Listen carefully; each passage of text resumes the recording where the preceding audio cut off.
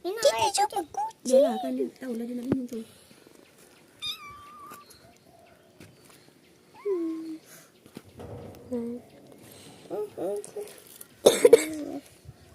Dengan telinga. Ui. Kedap. Ui. Apa dia macam tu telinga dia? Entah. Nah, letak je lah usik. Dia nak makan. Aida suka kucing ni. Ya. Ni sekarang kita beli mainan dia. Kesianan dia. Adik ingat dia macam adik. Dia nak main mainan. Kesianlah dia tak ada mainan. Biarlah, dia tak nak main pun. Dia comel. Sebab dia main. Dia nak buat apa? Makan. Makan. Jom masuk mata dulu. Jom basuh mata dulu. Jom. Kucing, jom. Basuh mata. Basuh. Tak. Siapa yang makan ni? Ada. Tadi ada orang ikut tadi ni. Tadi ada orang ikut buat ni.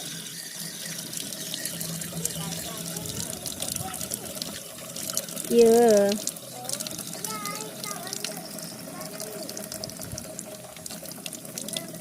Cantik tak? Mandi dia kan?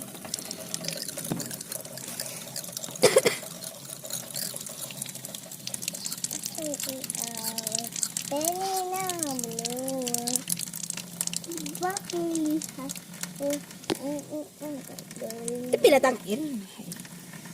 Dia.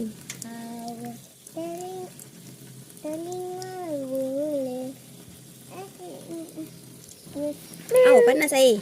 Panas. Ada tak mata yang kering ni?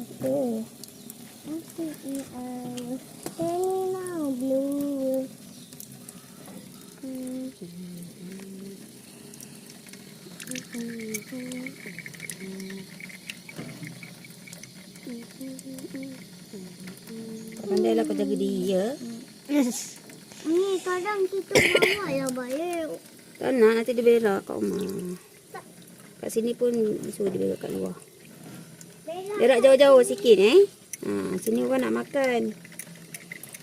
Nak duduk sini, berak jauh-jauh sikit. Jaga tikus ke apa ke. Jangan bagi tikus masuk. Ada tikus tepi kejar makan tikus tu. Belajar beri kari sikit.